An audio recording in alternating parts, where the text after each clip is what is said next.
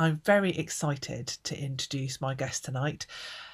One of the wonders about this time has just been a doorway opening to the world and being able to really stretch out a hand and find out about things going on in other countries and really inspirational people that I just hadn't heard about before. And Vandana Pant is one of those people. Folklog that she's been running is just an amazing scheme. I'm not going to say too much about it because I think you would probably rather hear it for her. So please put your virtual hands together, go mad on the chat for the wonderful Vandana Pant. Hello, Vandana. How are you this evening? Hi, I'm very good. Thanks for having me here. Well, and I need to say that this really is, we're very, very honoured to have Vandana here because... Just a second.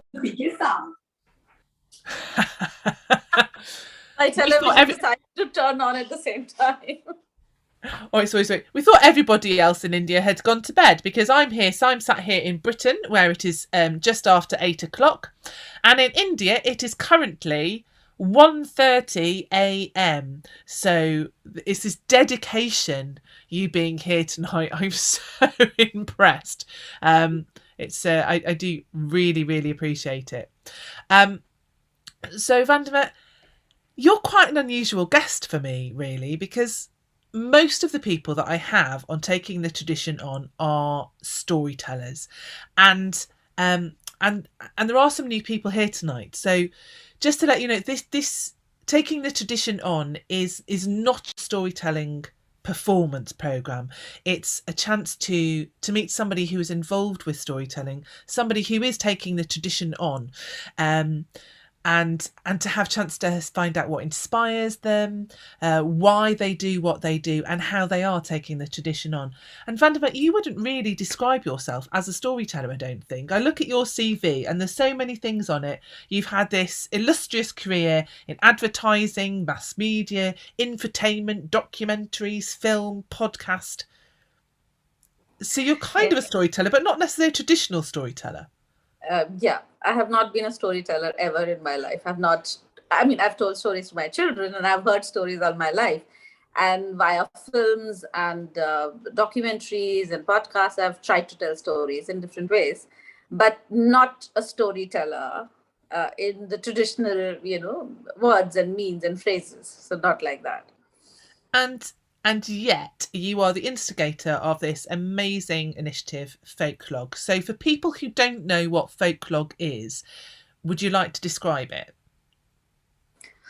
Yeah, so I've been very keenly interested in stories all my life. I've heard stories from my mother, from everybody that I could sort of grab and say that you don't get out of this room till you tell me a story.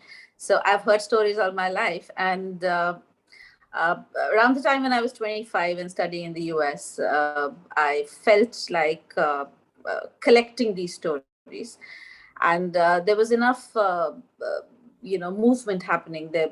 There was enough ethnographic material in the US, and I thought that something like that should happen in India as well. So I came back to India and I wanted to do a collection of these stories that I had heard. There are enough folk stories, there are enough books around and all of that, anthologies around. But I wanted to figure out whether any of them had the stories that I had heard as a child, which were many a times lyrical in nature. They had limericks in them, they had puzzles in them, they could be sung, part of them could be sung, part of them were, narrated. And I found not a single one of them as part of any of the anthologies. That got me thinking that there was a need to protect these stories. And sadly, there was no governmental support or anything like that. Whatever I tried, nothing worked out. And we were yet away from a digital revolution at that point in time. So when the digital revolution, so to say, came in big time, internet speeds got okay and everything, that's when I decided that I should do something about it. Because till then, publishers only told me that even if you were to do a research like that, even if you were to film and if you were to archive, we can only take out a book, which is going to be like a printed thing, a published book. And I felt that, that limited the scope of these stories, because they needed to be experienced in 2-3 different ways. They needed to be heard, they needed to be seen, they needed to be sung, they needed to be danced with, they needed to be performed as theater. And they were not happening like that. And they were just, stilted, so to say, in a book form. It's not a bad form at all, but it's just one of the forms, and it needed to go beyond that. It needed to flower, so to say, the story.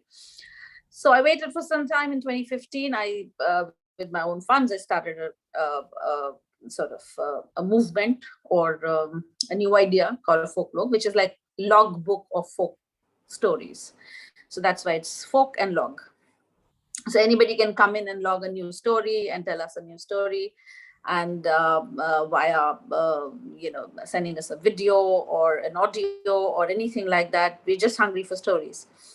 And over the years, I've found, in 2015 when I started it, since then too, we've lost a lot of stories, because every year, India had this amazing tradition of children going to their hometown or their parents' hometown, to villages, to faraway places, and sit with their grandparents under a tree, listen to stories while their grandmothers cooked, and did this almost like a community feast. Everybody sat around and ate around a bonfire, or around the traditional Indian stove or chula or something.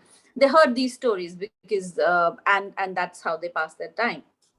Nobody had time now to go back to villages and listen to those stories.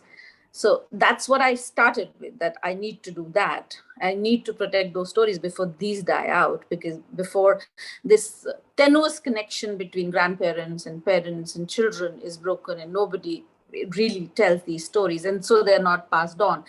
And storytelling is a very oral tradition in India. We don't document many things. We don't believe in documenting. We believe everything will stay in our memory.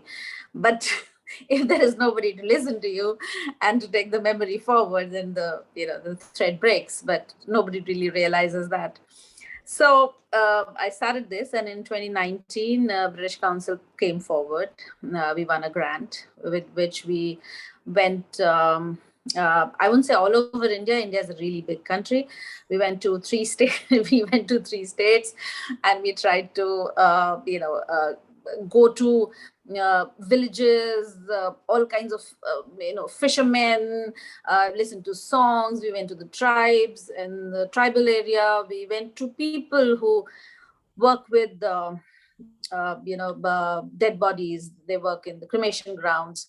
They also have stories. Everybody has stories to do with their profession, and we've never heard these stories. They have never been documented. They're nowhere in any of the books, because they're also not part of the popular culture. Who wants to listen to stories about what happens when you die, and how do you go to heaven and things like that. Those are the stories that those people have. So we captured all these stories, then we translated, and we put them on this website called www.folklog.com, folklog.com. Should I just quickly show people? I mean, for people who haven't seen it, it's really easy to find. It's Folklog, and let's see if I can just quickly share it. So this is Folklog. This is one of the. I was just watching. I was waiting for Vandana to come up. So this is a storyteller telling with drumming. Let's just look at the home site. So here is a map, and you've started to document stories, and you can go to different regions and then see the stories that come from that region and different people telling those stories. It's really beautiful and really easy to find your way around, and it's just like folklog.com. So do, when you've got a moment, kind of go and have an explore. Yes. So we did everything in-house. We designed the website and everything, because we couldn't give it to anybody. It was such a personal thing for us. And so we sat in the office and designed everything, and we went on Facebook, and we got a community together. People loved it. We went to schools with this. Once we launched the website, then we created workshops so that children could hear these stories, and the movement just kept, and the process just kept getting interesting and interesting. Actually, when we started going to places like Andhra Pradesh, Telangana, these are states in India, West Bengal, we found that apart from the initial idea that we had, that we would go to grandparents, parents, simple folk who lived in villages and heard stories, we found that there was this entire community in every state, every district. There was this entire community of people who only earned their livelihood via storytelling. We were not aware of that. We did not know that in India, traditional storytelling, we knew there were storytelling tools, there were puppets, there were masks, there were Muppets, there were all kinds of things. And many of the dance forms like Kuchipudi and even Kathakali have these stories woven into them. And most of them are tell a story, myths and other traditional stories in India, religious stories in India. But we did not know that on fringes lived these marginalized communities who were most of the times only earning their living via storytelling, and their platform was getting scrunched now because nobody really had the time, as we were discussing earlier, that people didn't have time to go to their Is it grandparents. time, Similar, or is it that people? Why don't people have the time? What? because you have to get ahead in life, right? So you stay in urban areas or semi-urban areas from rural areas. There's this vast migration, for better things in life. You would do that. Now, leaving that kind of work behind, in rural or urban or semi-urban area, to go back to your village for a 10-day festival where every night you heard an episode of that story, it's really difficult for people. They can max manage a day, 2 day, 3 days, because they need to stay in the city, or they have made it their need to stay in the city. Earlier, they were, living in villages or semi-rural areas and earning their living very easily. So till about 30 years ago, also things were much easier for them. So these festivals really enjoyed a center stage at that point in time. But now a 10-day festival was becoming a 5-day festival or a 4-day festival or a 2-day festival, where this performer was getting like a day or 2 hours or 1 hour. So where he was just, expressing himself really freely over 10 days in 10 episodes, now he had to do his performance in 1 hour or half an hour. And he couldn't really feed 20 people who came in his troupe of that storytelling. And so we decided that we need to do something for them as well.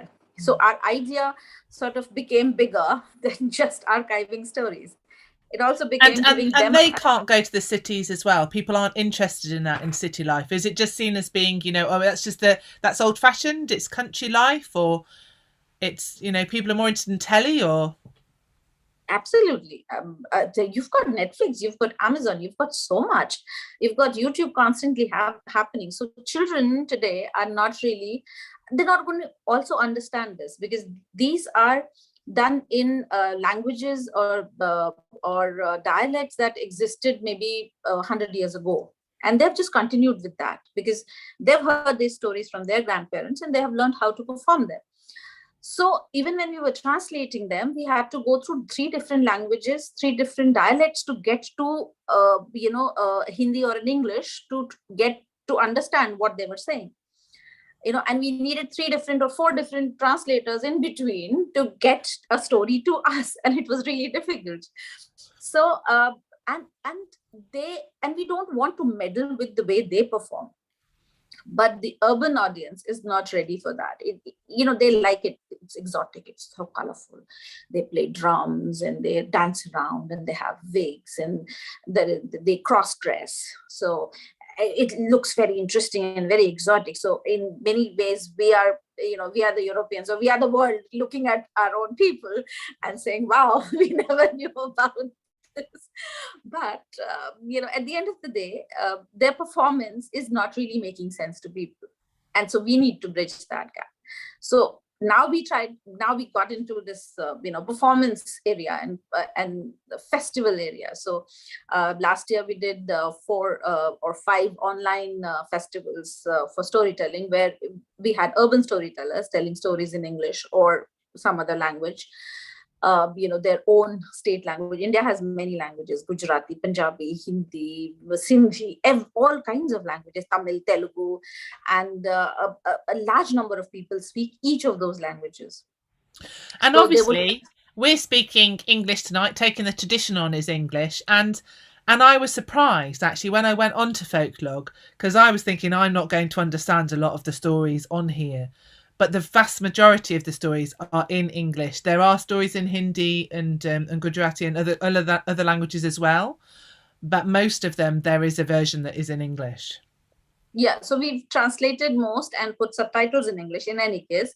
And you may have caught many of those stories which became part of our online festival, where most of the storytellers were urban storytellers. So with each edition, we tried to include 2 or 3 folk story practitioners. And we then educated them how to come online, how to get on Zoom, how to set their cameras, how to make sure that they got internet, somebody to help them. So we went on practice sessions with them, and then we trained them. Then we paid them to come on online. Then we translated. So we facilitated their, their interaction with audience, so that they could get comfortable with an online platform, because we did not know how long COVID was going to last and when will they start earning again, and they needed to earn.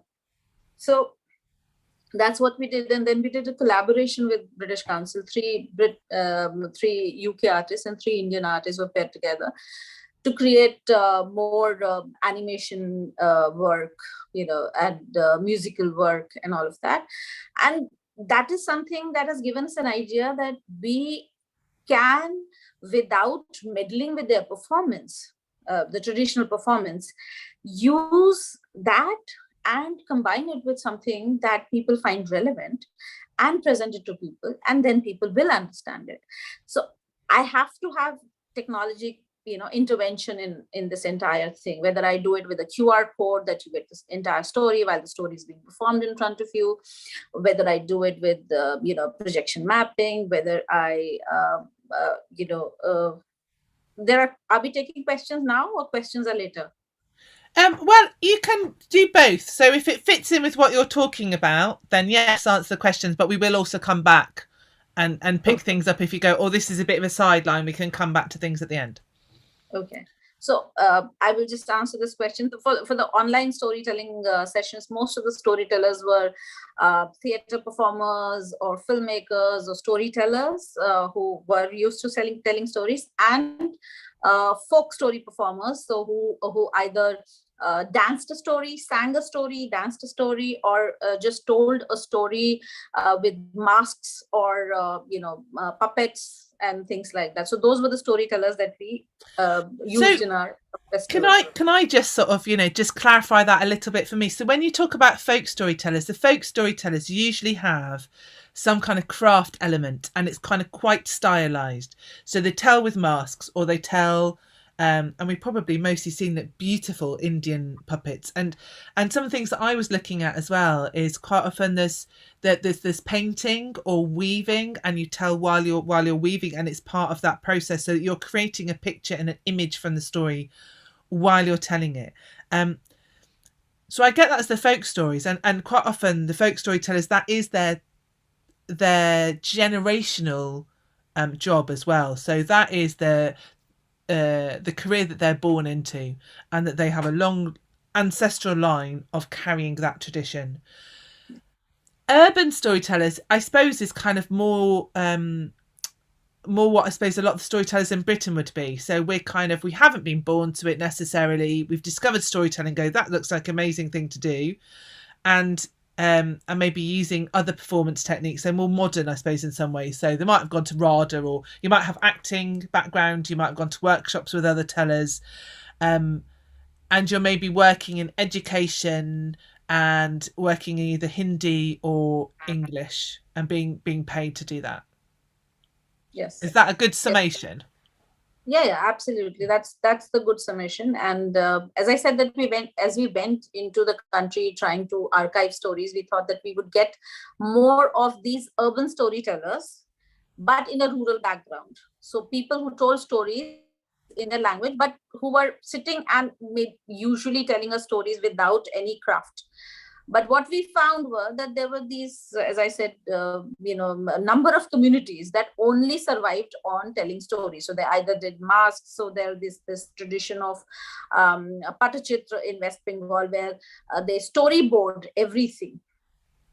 So they paint each scene, and they point to everything in the scene and sing a song. In western part of India, in Rajasthan, for example, you have a wooden cabinet opening and doors opening, and stories are inside that. And as you open each door, you again sing a song and you tell the story. Then there is a tradition of Fardvachan, which is a big scroll that is covered, yes, as Deepa is saying.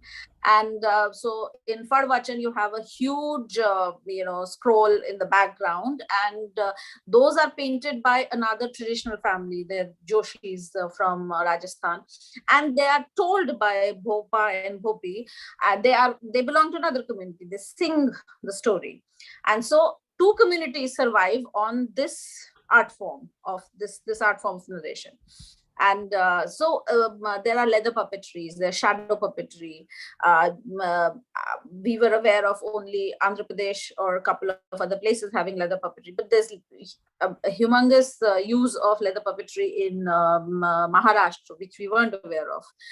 And so you have leather and shadow puppetry in Telangana. You have masks in Northeast. You have masks down south in India. We have Tholu Bomalata, yes. Tholu Bomalata, Tholu means, I think, skin. And so Bomalata is, puppets. So that was, that is what we knew. But then we discovered that there is this entire tribe doing the same thing, in a similar thing in Maharashtra. And so we called them for a Ganesh Chaturthi, which is like a festival around Ganesh, the elephant-headed, god of ours. So so we called them, and they performed for that. So we went on a discovery. We went on an archival thing, drive, and it was a discovery for us that stories were such an integral part of every community. And since, for example, I'll give you an example for the from the Farvachan community. There were 40 families in that village, and all of them were involved in this. And today there are only two families that are doing that. Rest of them are either driving autos or picking up rags, and or they are involved in other. Their kids want to learn mobile repairing and things like that. They don't want to be involved in this because it doesn't have any respect for them, and it also does not have any money, so they do not see a future in it. So we need to change this entire narrative. So from a simple thing of collecting stories, it became, how do we make them proud of their legacy, want to take this thing forward, continue telling stories, listen to the stories that their parents are ready to tell them, and continue this narrative form further. So it suddenly became like a big task. And so we started doing performances and festivals, and we want to continue doing that with the with uh, plenty of with many countries, doing collaborations. How did And we how also did they react to you sort of coming in, not necessarily being able to speak their dialect and going, we're interested in your stories? I mean, were they really pleased to share them, or were they kind of going, well, this is actually our tradition for just this place? Or what did they think of you? We've had two, three different kinds of reactions. First, since they don't believe that they have something of value, so many a times they are just wide-eyed. Why are you interested in listening to our stories? Okay, fine, we will tell you the stories, but are you sure that's all that you want from us? Just our stories? You just want to document that? We're like, yeah, and we just want to document that. And they are very thankful, and we are very ashamed that they are very thankful that we are listening to their story. or giving them a platform. We took people from Telangana, Ogu Katha artists to Calcutta to a book fair, and they were like, you've done this, and we're like, no, it's your craft. You wouldn't be here if you did not have the craft. We have just facilitated. Somebody wanted something interesting to happen, and we are telling India, not even the world, we're telling India that this exists here, and we're just translating bits of it for people to understand. That's all that we're doing. So most of the times they are very welcoming, but at the same time not very sure of that what they have is of any value. Sometimes, like in Rajasthan, in Jaisalmer especially, we met some resistance, and then after talking, because in northern India most people do understand Hindi, and we do speak that fairly well, and we always have local people. We go with local practitioners, so theater activists or communication activists who've been in that area. We go with them, so our journey is that much easier. And then it is probably conversations over 2-3 days, so filming becomes difficult. It is not as easy that I go and start filming. It then takes maybe a week to prepare them, to live with them, to eat with them, to get them that we are one with them, and we are as free-spirited or not free-spirited as they are, and we just want to get their stories and nothing else. And then they get thought a little, and then they say, yeah, sure, listen to our stories. It always starts with the God stories, and we are like, yeah, sure, give us the God stories first, and then we will do the rest, and then we will listen to other stories as well. Stories of seasons, stories of rain, stories of local rivers. We felt Indian children did not know these stories at all, and they have grown up listening to Snow White and Seven Dwarfs, or Hansel and Gretel, or Jack and the Beanstalk. They know those stories. They perform those stories in their school plays. But that's completely amazing to me. That children in kind of in Delhi and in the big Indian cities don't know a lot of Indian stories, but they all know Goldilocks and the Three Bears. I was gobsmacked when I heard that. They all know that. Most of the story books that they get as children, when they are learning to speak in English. See, speaking in English is very important. So that's the leveler. So we've lost, I don't know, so many different bits of dialects and everything in trying to be one with the world or be understood. I don't know what the whole thing is. I mean, I used to think that it was important at one point in time when we were being ruled by a foreign power, that to get jobs and all of us should know English. But in the 70s or 80s, there was this, this mushrooming of schools, English-speaking schools. So they naturally do not go with anything which is Indian or traditional. So they go like, okay, if you know Hansel and Gretel, you know Goldilocks, or the one with really long hair, I keep forgetting her name, or Thumbelina, or all of that, then you are in with the crowd, the Western crowd. So you better know your Thumbelina, and you better know, all nursery rhymes. All of us know Humpty Dumpty to everything, but I don't think we know many of the traditional Indian rhymes that existed. And maybe till my generation, we still knew 5 or 6 of them or 7 of them. My children, I don't think so. Maybe 1 or maybe 2, because they're not in vogue. They're not in vogue. They're not necessary. So every generation forgets some of these interesting things that were part of our culture, that spoke about the trees around us, the rivers around us, the mountains around us, or how we were to be with people around us, taught us human values or anything. So they're moving away from that. Every generation is losing out. So that's why we decided that we should do this. Now, the generation today doesn't want it the way it is, and then it is like, what do you do to make it relevant for them? Now we're trying to animate these stories. We're trying to create podcasts around these stories. We're trying to create games around the stories. so that they once they have read or experienced 10 of these stories, they are able to do a level of a game, so that all that information about that particular state goes into their head and it stays there. So it's part of, like, it's an easier way to do geography, because if you're learning about local story from, let's say, Madhya Pradesh, and you talk about 5 rivers from there, and when, how this started, where does this go, that's part of the storytelling. And so you tell them in a layered fashion, without telling them this river flows from here to here, right? So they retain it better, and via a game they will retain it even better, be able to give it back to you, and know their country even more.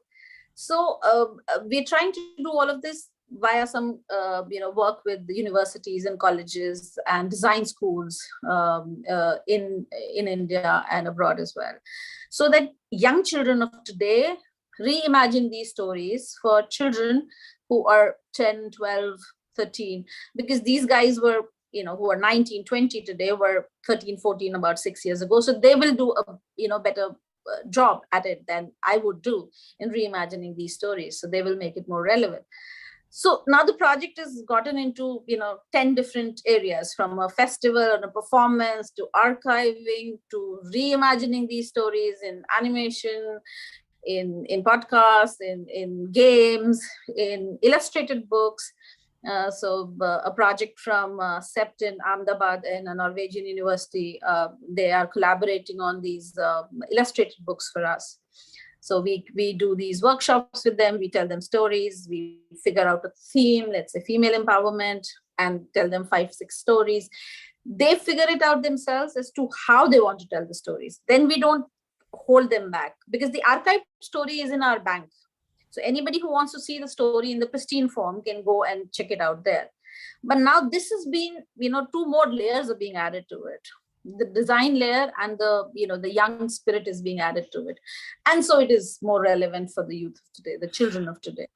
I'm so impressed by by how forward thinking you are and how open you are to putting these traditional stories into so many different formats and media.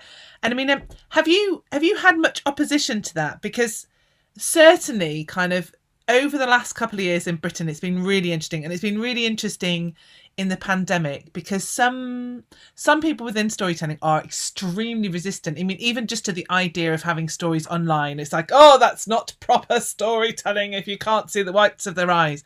And the thought of having it in graphic design and animation, I mean, I think that's really exciting, and I think it's a really good way of embedding the knowledge and the folklore back in, because it's not replacing the stories. It's just adding, like you say, it's adding another layer. But have you found that some people are very resistant to that, or has everybody been really enthusiastic and excited about it? Till now, I've only encountered enthusiasm and nothing else. Also, because if we were not to do that, they, in any case, even if I have archived them, 10 people will go and see the archive, see the stories. If they need to, let's say, create a lesson plan or something, they know about this repository, they will go there, they will find that story, use it.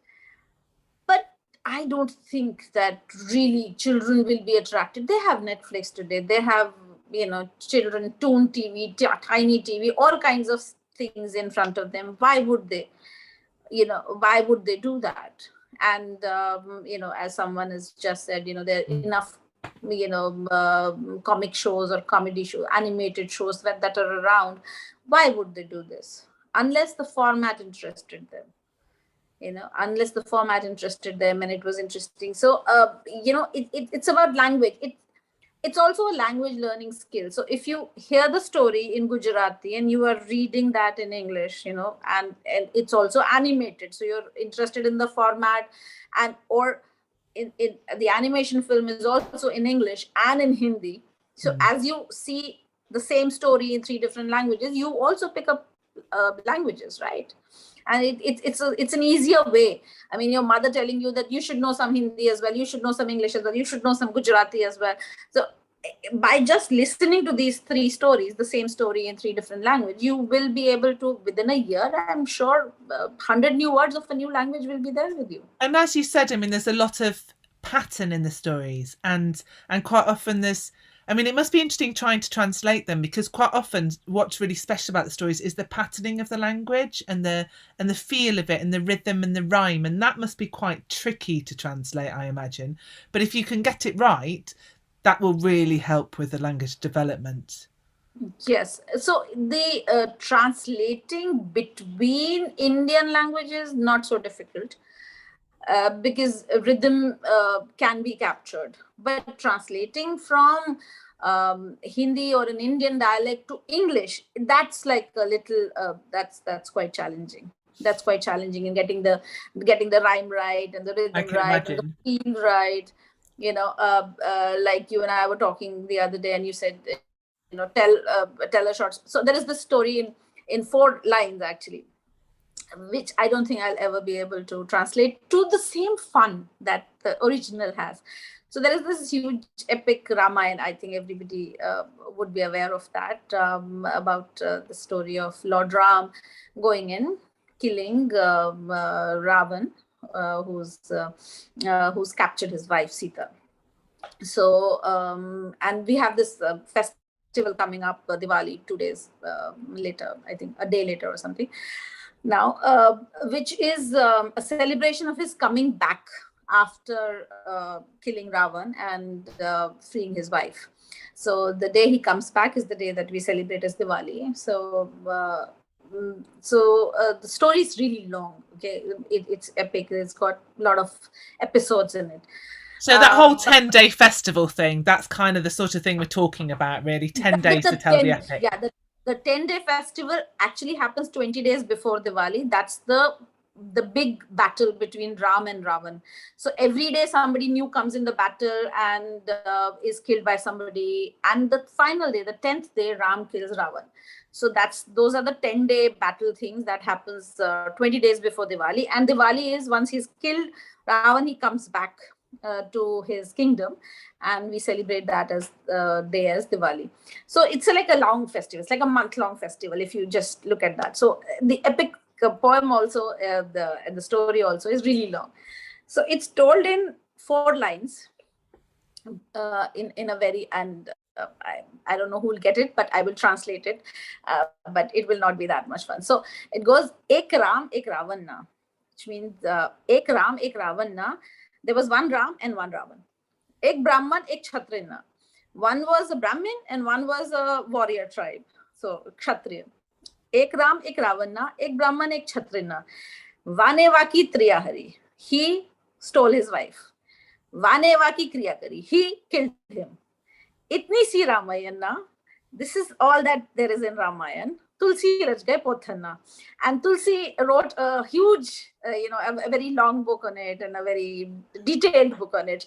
So in English, it would just mean there was a Ram, there was a Ravan. He stole his wife and this guy killed him. And he was a Ram, there was a Ram, there was a Ravan. He was a Brahmin, he was a warrior tribe. He stole his wife, he killed him. That was all there was to the story. And this guy has written this entire epic about it. But in the local dialect, it is so much fun. It's like the washerman, the guy who picks the bricks to this thing. These are the guys who have this earthy sense of humor who would say this to you. It's difficult to capture it in English, but between dialects in India, it could be done. And something else gets peppered to it, some interesting bit from that local language gets to it, but it stays fun. But so is that one that you got from your mother? Yeah, this is one of the ones that I get from my mother. And because you say you're not exactly a storyteller, but you grew up completely soaked in stories, didn't you? Completely. And that's the reason I got into this, because stories were everywhere. I mean, every day I heard stories, I read stories, I just wrote stories, experienced stories, and I felt that anything that I would write or anything, this was no comparison. So the ones that I'd heard were so rich. They were so rich in also inclusion. So you would have all kinds of animals in them. You would have these fierce women, who went and helped there. So in the folk stories that I ever heard, I never found a weak woman. So you see, at some level, that must have added, to my character, to my feeling that, can women not do this or not do that. So a story where there is this lecherous king who sees this Brahmin's wife and he wants her, and the Brahmin feels, what can he do, because he's the king of the land, and if he wants his wife, what can he do? But the wife finds solutions. Wife gives solutions and teaches the king a lesson, who finally says that, okay, this is not done, I shouldn't have done that, I'm really sorry about this whole thing. So she never gives in, never gives up. And none of the stories that I ever heard had weak women from any angle. So that has, I'm sure, added to me, my personality and everything. And I hope that adds to everybody else who listens to these stories, because these women don't go to anybody for I think that's a real thing in every culture, actually, or almost every culture, is that there is always a really strong oral female strong women tradition. And I've been sort of going to Twilight Tales every night with Shona Lee, who's a Jewish storyteller who kind of has been sharing her oral stories every night. And there always seems to be this separate women's tradition, but that is not the one that is ever recorded. That's not the one that's collected and written down. And if it isn't captured, this whole side of, half of humanity just gets lost, because until now, most of the collectors haven't been interested in the female side, or they haven't bothered to ask the women, or the women haven't wanted to tell those stories to male collectors. Yeah, probably. And since in India, most of the stories were told by women, like grandmothers and maternal or paternal grandmothers or mothers. Maybe those are the ones that have been passed on. They are not the only ones that have been passed on. There are stories of men being brave and intelligent, and stories of native intelligence, of a collective also, of a tribe also, of how the earth came about, and all of these kind of stories, which don't really have a very strong female character. But I would say none of the stories is a woman weak ever, or hapless, helpless.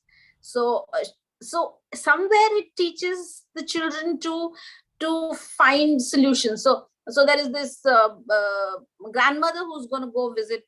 There's this mother who's going to go visit her daughter, who meets 10 different animals on her way, who say that we're going to eat you, and she says, like, I am really thin right now, frail.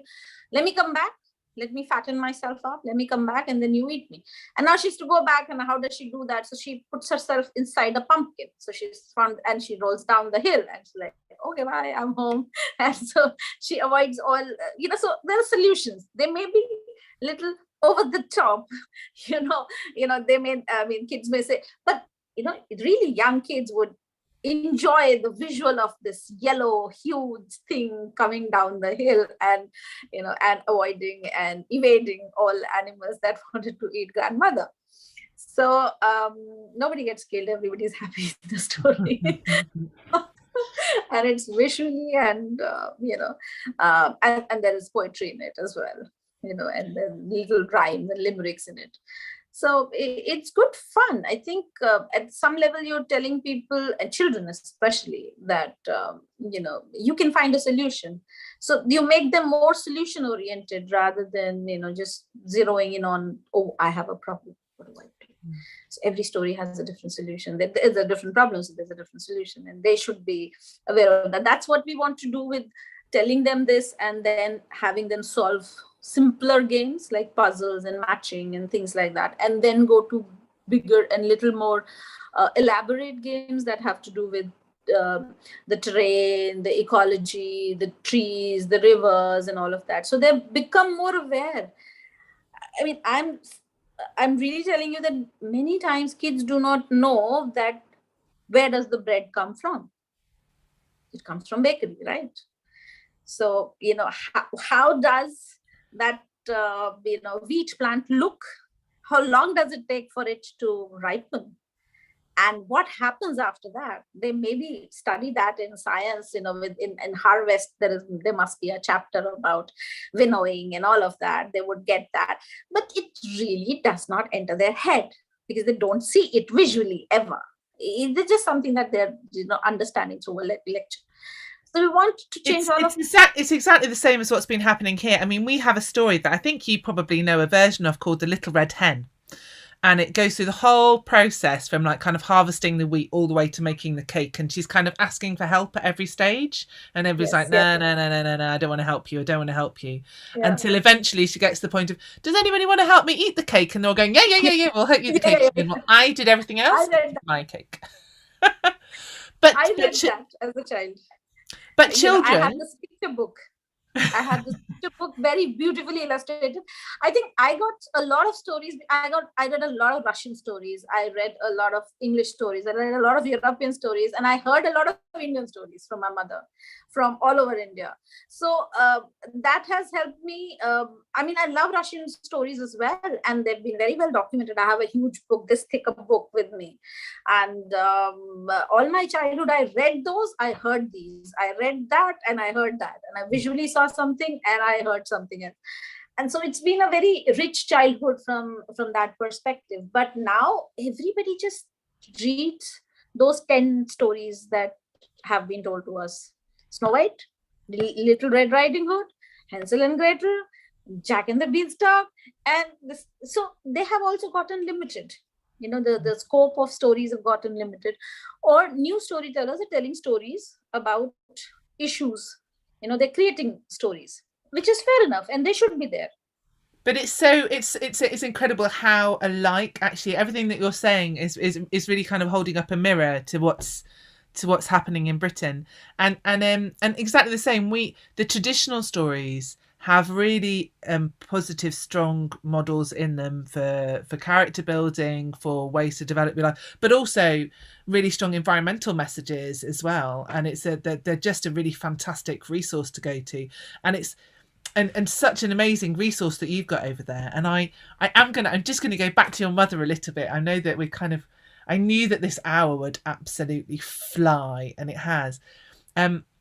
Because your mother, I mean, she just had an incredible wealth of stories, and she's the one that really kind of inspired your love of stories originally. And you were saying she's quite interesting because she travelled quite a lot as a younger woman and collected stories from different places. So have you recorded her for folklore? Can we listen to your mother telling stories? I have. She's part of the website. Fantastic. And, she's there. She's probably the first person that I started with, because those stories, again, I've never heard anywhere. So as I went collecting stories in India, again, I never heard those stories. Just one of the stories I had, part of it, I heard from Western UP, and she told me the same story from MP, Madhya Pradesh. So two different states, but both agrarian, and the story is to do with this farmer couple, and a bird who comes and eats their produce. And so and again, they are also a couple, the bird's also a couple, and her mate is killed, and she goes to the king to complain. So I heard these two stories. That was the only story that I heard which there was any similarity, but otherwise the stories that I've heard from her have been very unique. And she was often very at a very young age, so she had to travel a lot. She had to live with different families, and sometime with a grandmother, sometime with a paternal uncle, paternal aunt, and all of that. So wherever she went, whether it was MP, Madhya Pradesh, Jhansi, Satna, Rewa, or Kashmir, or Uttar Pradesh, she always wanted to be entertained with stories. People indulged. And so she got wealth of stories, and memory was good. So once I was around and I was pestering her, she relayed all the stories to me. Listen to this, listen to this, listen to this. And I retained, and I had fun with those. I could see uh, the the muscularity of the language also, the fatness of words at places, the slimness of something at places and all. So I had great fun listening to those stories, retelling those stories to people, though I'm not, again, a professional storyteller. I'm a story catcher. And what does she think? What does she think about your doing? What you're doing? I mean, does she think that it's utterly fantastic, or is she kind of like, is this what we educated you for, or kind of how does she react? Yeah, I mean, she does go like, what are you doing with stories? What do you mean by stories? These are stories that people tell their children to just so that they can sleep. And I'm like, yeah, you told me those stories like that, but nobody's telling these stories. They're going to die. If I don't document your stories, they're going to die with you. So that it is important that that I keep them. So Mike says he likes the phrase story catcher. It's lovely. So Yeah. so she actually got very emotional. She was in hospital when I got the first version of the website up, and we had just finished editing, and we did not know whether she'll make it.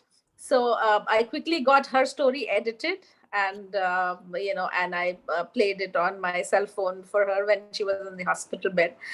She survived. She's been with us, and she's with us still now, even now. And she's heard these stories, online festivals, and when she finds 1,000 people watching, and she said, why are so many people coming and watching a story? Really, stories are that interesting? I did not know. So sometimes she's taken aback, but she's quite proud, and she's very proud of the fact she feels that it's sort of an achievement of hers, something that she did. She's been a homemaker and all of that, so she thinks all her children are her achievement, but she thinks that this is her personal achievement. Stories that she protected, have found a place, have found a home, and maybe will be protected for posterity. So with this particular project of mine, she's seen all my films and other things that I keep doing, my ads, the awards, or whatever. She sees all of that. Whenever I make music for a particular film, I involve her. She's quite keen on music and all. But this, she thinks, is like a personal achievement of hers, that she sowed a seed which she didn't think would become this, and suddenly become something else altogether. Fantastic. She's quite kicked by it. Very emotional, and she's quite emotional. She cried a couple of times, but overall, she's very happy. She thinks that she's done something. Oh, it's just wonderful. We're going to have to, I want to hear more about your mother, and I want to hear more of her stories. I'm just going to have to go and find, we're all going to have to go and find her on Folklore, because the time has raced. We've nearly had our hour, and I know that there are a load of questions that are up on the Q&A that people have things they would really like to ask you. Norman Perrin is asking, are there records of the original languages? And he's always wanted to get story panels. Well, there is records of the original languages, aren't there? Because you've recorded them in the original languages, and you can listen to them in the original languages with either subtitles or with a translation. And I mean, that's one of the things that you're really exploring. I mean, the title of this program is Taking the Tradition On, and that's exactly what you're trying to figure out. You're taking it on in changing it, but also taking on and working out how to make it last, how to keep it invigorated and reinvigorated. But he's always wanted to get story panels, so I suppose that's one of the things as well, is these amazing folk crafts. And I think that there is definitely a market for them in the wider world. I think people would love the puppets and the panels and various things. So Norma may well just be messaging you going, can I get some panels? How would I do it? Absolutely. We will put you in touch with the artists who do that. We will tell you about at least 10 different types of panels that can be done. and are done in different parts of India. And then you choose the ones that you would like, and we would put you in touch with an artist. And if you need translation services, we will provide.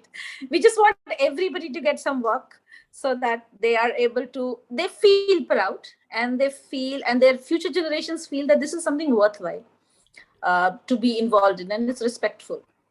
Well, if we can get in touch with you to do commissions, I mean, that seems like a really fantastic way to support artists in India, and to have something really beautiful, and that has a story and that love and that, you know, craft behind it. What an opportunity.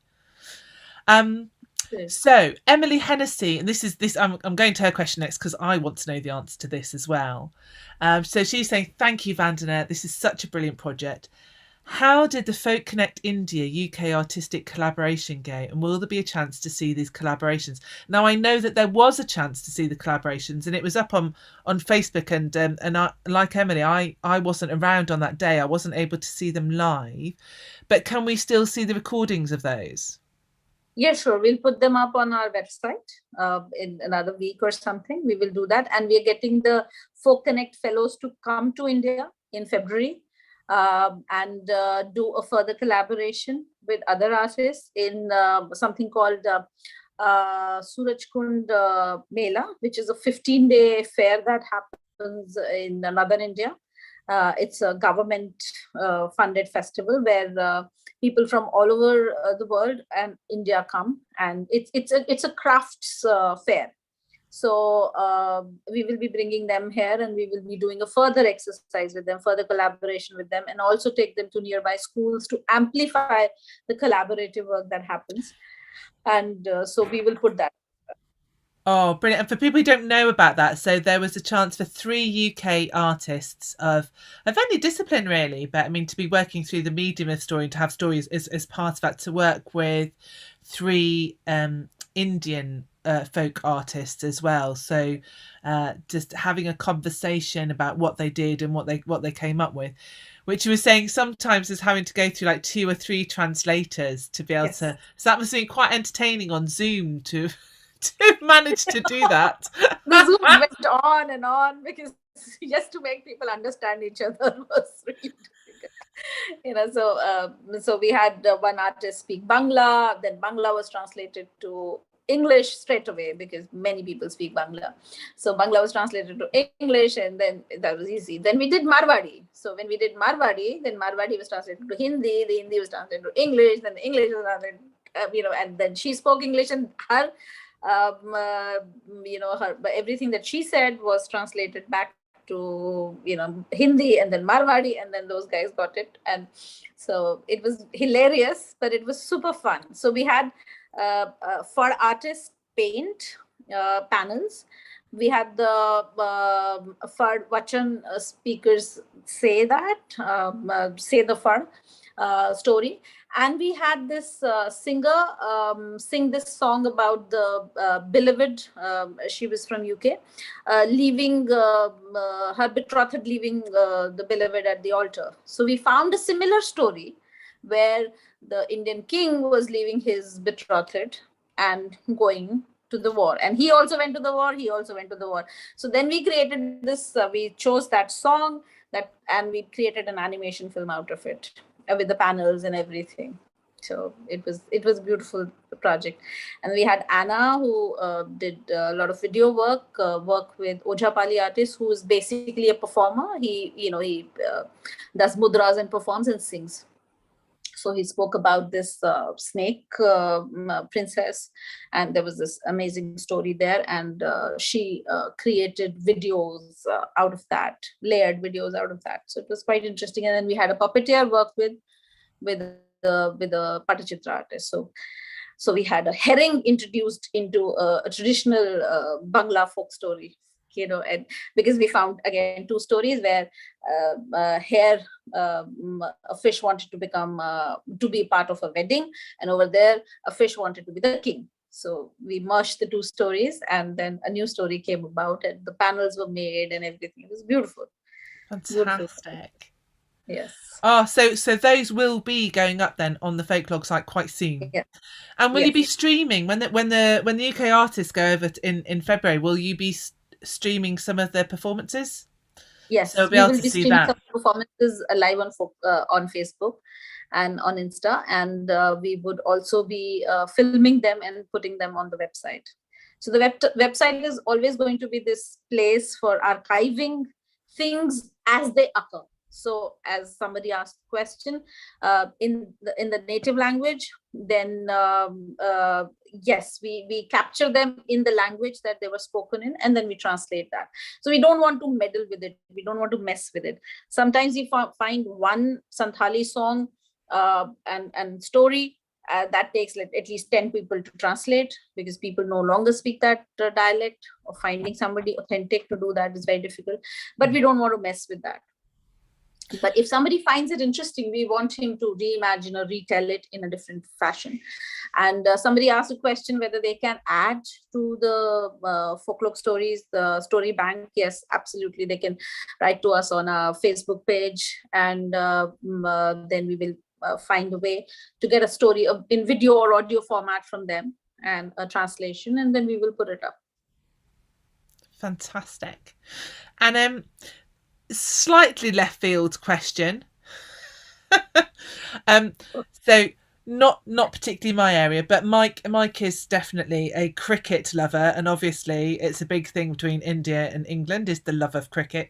And I know that Mike has actually collected, that is a place, it is quite one of those places that you can collect the men's stories maybe as much as the women's stories, but that kind of sitting around watching cricket is a good place to get traditional stories of a place, and because there's the time and that, and it's leisure time when you can sit and chat and watch as well, as you're saying, particularly on a wet day. And is that a place where you might go and get stories from?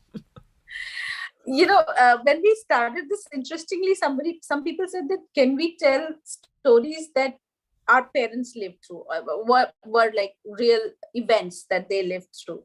Are they part of your archive? So we did not know how to say no to them. So we said that, okay, we find them interesting, we will create another place in the website for personal stories, or stories that you've lived through.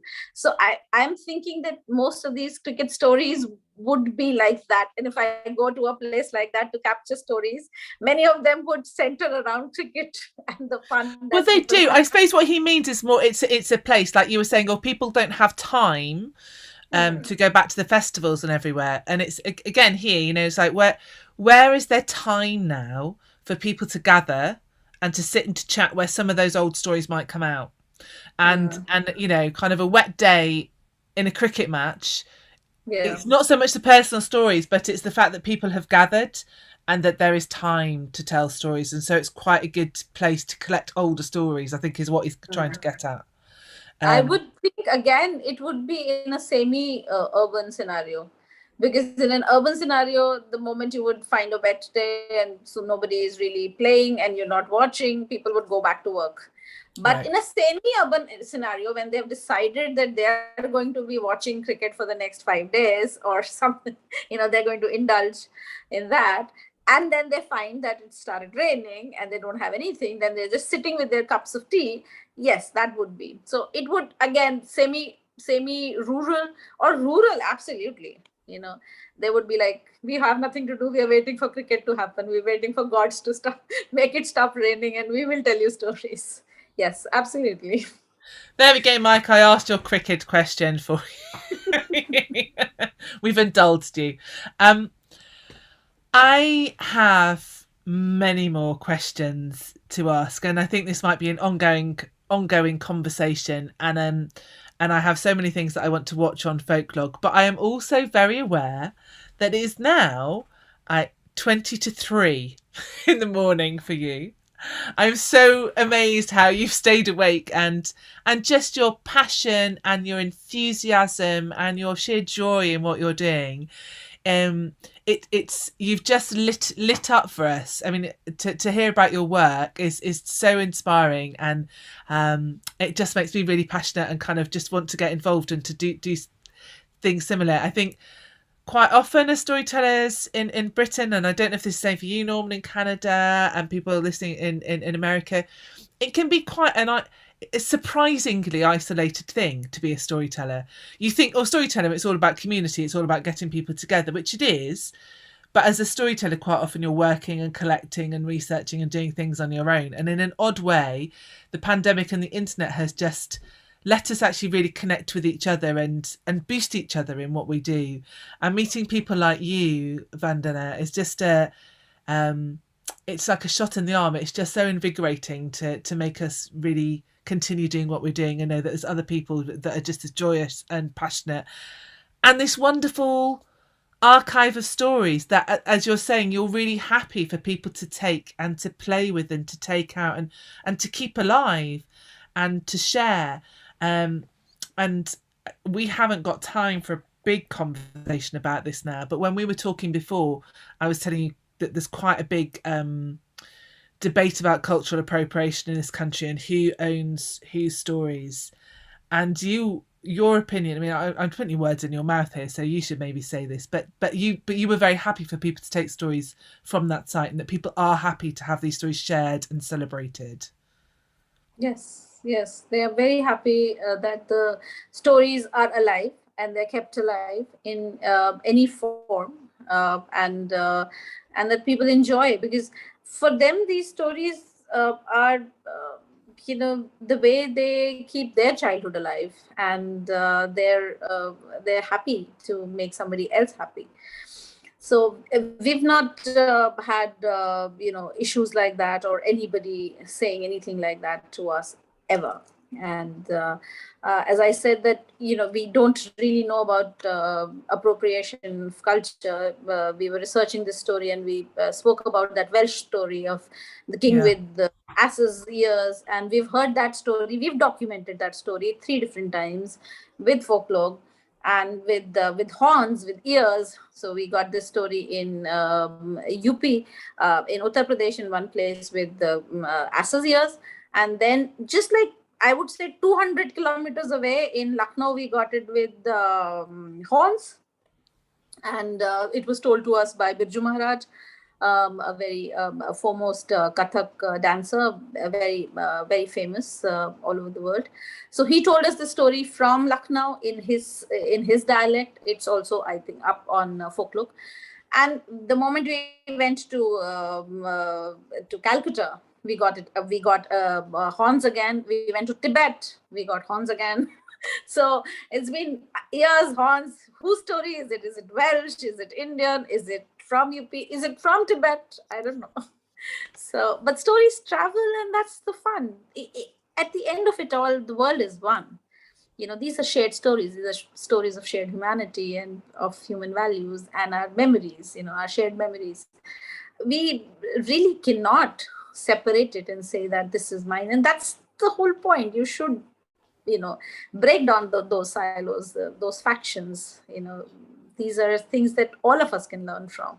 We've been listening to seven dwarves, Little Red Riding Hood. We have not appropriated European culture, have we? We've just enjoyed it. We've just listened to those stories and made musical plays out of them.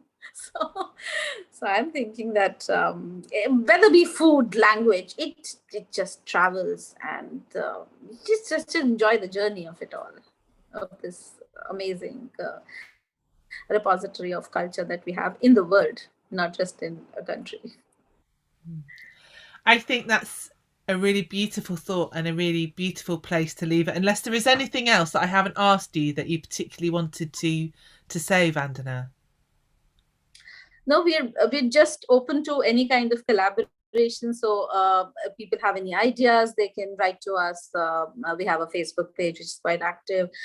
We have a website. They can write to us on the website, and they can leave comments on this on your YouTube page.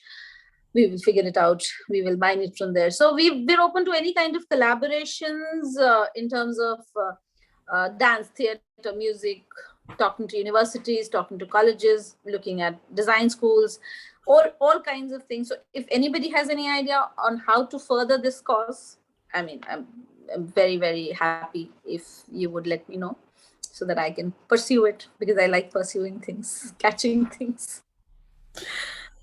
Well, what I will just say to everybody is go and have a look at Folklog site. Jane, yes, there are stories that are told with dance and with shadow puppets and with panels and all sorts of things. Go and have a look at the Folklog site. And also, if you're on Facebook, you can scroll back through the Folklog Facebook site, and there's been various online festivals. And there are still lots of stories up on the Facebook site. So thank you all for coming. Thank you for your questions. Thank you for your enthusiasm and your interest. Thank you to my patrons who helped make this happen. And most of all, thank you so much to you, Vandana, for your enthusiasm, for staying up so late, for coming and talking to us about this amazing project and reaching out across half the world and across time zones. Because as you say, I mean, I think tonight is a particularly wonderful night to be doing this. We've got representatives from India and all over the world at COP26. And like you were saying, kind of stories, we have shared stories, a lot of them about how to look after our world, a lot of them about environmentalism. It's fantastic to have you here as a representative of India who have made their announcements in the last couple of days about the commitment to becoming carbon neutral. And it is a very key moment when he's saying stories make us one. We are one community, we have one planet, and sharing our stories and these moments of reaching out, I think can only help with that. And Diwali is about to start. It is a time of light and hope and optimism. So good night, and just everybody take a light, take a bit of optimism out with you into the world, wherever you are. Go and do something beautiful and good, and go and tell a story, and go and listen to the stories on the Folklog site.